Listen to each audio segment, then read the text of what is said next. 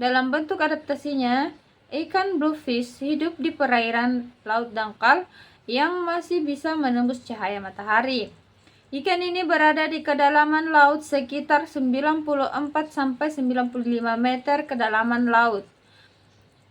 Pada biota laut ini hidup di perairan dangkal dan cenderung hidup dalam keadaan bergerombol. Dan pada umumnya semua ikan air laut mempunyai cairan lebih berkadar garam lebih rendah dibandingkan kadar garam di lingkungan ikan tersebut.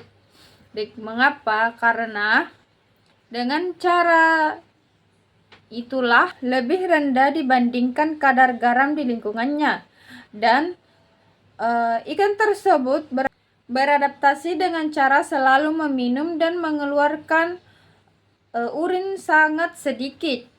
Hal ini bertujuan untuk menjaga kadar garam yang ada di dalam sel-sel tubuhnya.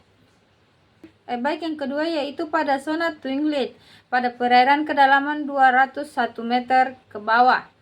Nah, di sini saya akan mengambil biota laut yaitu handok. Handok sendiri itu sangat mudah untuk dikenali dengan cara yaitu gurat sisi hitam yang berada di sepanjang bagian dari tubuhnya. Di sini saya akan mengambil satu contoh biota laut yaitu pada biota laut handok. Handok sendiri sangat mudah untuk dikenali dengan gurat sisi hitam yang berada di sepanjang bagian tubuhnya. Bagian dari tubuhnya yang berwarna putih, handok biasanya ditemukan di kedalaman perairan 133 meter sampai 436 meter. Tingkah laku pada ikan handok sendiri memiliki pergerakan dan respon terhadap keadaan yang ada pada lingkungannya. Dapat dipengaruhi oleh adanya perubahan yang terjadi pada perairan dan kebiasaan ikan. Baik, yang ketiga, pada zona laut dalam. Di sini saya akan mengambil jenis biota laut grenadier. Grenadier sendiri memiliki tubuh yang panjang dan ramping dengan kepala yang besar dan mulut yang lebar. Bentuk tubuhnya ini membantu ikan untuk berenang dengan cepat dan lincah di perairan yang dalam. Di dalam adaptasi pada fisiologinya, grenadier memiliki toleransi yang cukup tinggi terhadap tekanan lingkungannya. Hal ini dipengaruhi karena ikan untuk hidup di perairan dalam.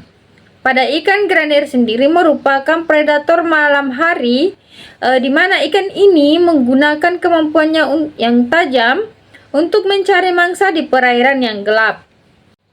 Baik, yang terakhir yaitu menurut pendapat saya dari hasil yang saya amati yaitu bahwa pada permukaan laut hingga berada pada kedalaman 441 meter merupakan salah satu tempat biota-biota laut yang memerlukan cahaya matahari dikarenakan mereka beraktivitas pada siang hari, dan sebagian dari biota itu merupakan cara untuk menjaga keamanan hidup mereka, karena mereka yang berada pada awal permukaan laut hingga kedalaman 441 sangat membutuhkan cahaya matahari untuk melihat kondisi dari berbagai macam predator, salah satunya, dan juga pada ikan yang memerlukan cahaya ini